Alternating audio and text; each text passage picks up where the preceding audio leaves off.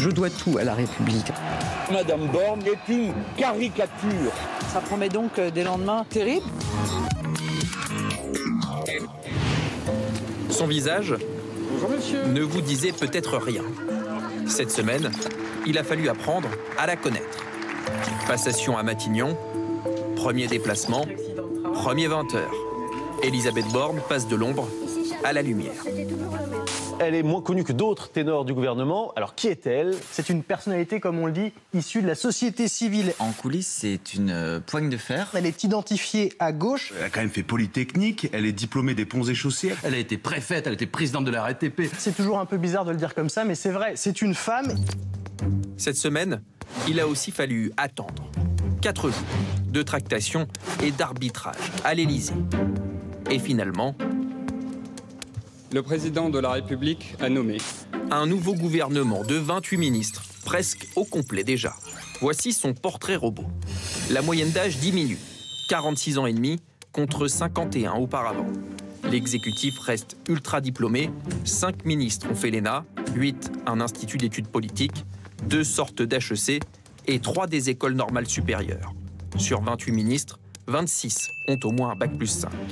Politiquement, la balance penche toujours à droite. Sur les 5 ministres régaliens, 3 anciens de LR et une ancienne porte-parole de Jacques Chirac.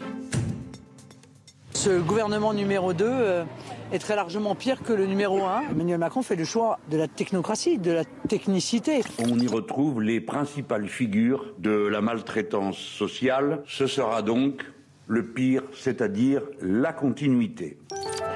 Après avoir traîné pour être nommé, le gouvernement veut passer à l'action, sans attendre cette fois. Une priorité fixée par la Première ministre. Ce sujet du pouvoir d'achat, protéger le pouvoir d'achat, La chef du gouvernement en campagne ce week-end. Candidate pour la première fois à une élection. Comme elle, 14 ministres briguent un mandat de député. En cas de défaite, devront-ils démissionner? Je vous remercie de cette question très originale, mais vous voyez, je me mets dans la logique de cette campagne dans laquelle je m'engage autant que je peux, avec l'objectif de gagner. Merci. La question a finalement été tranchée par l'Élysée aujourd'hui. En cas de défaite, il faudra partir, y compris pour Elisabeth Borne. Pour les ministres, 2 options dans cette campagne des législatives. Ou bien être candidat soi-même, ou bien se contenter de venir soutenir les autres candidats. Le plus important, c'est surtout de se montrer sur le terrain. Mercredi, Bruno Le Maire était déjà en campagne. Bonjour madame. Lui ne se représente pas. Mais avant même d'être reconduit à Bercy, il avait déjà bien compris la priorité du gouvernement. L'augmentation des prix, ça vous inquiète quand même. Est-ce que vous subissez l'inflation? Et c'est vrai que malgré tout, les prix ont augmenté. Ça c'est clair.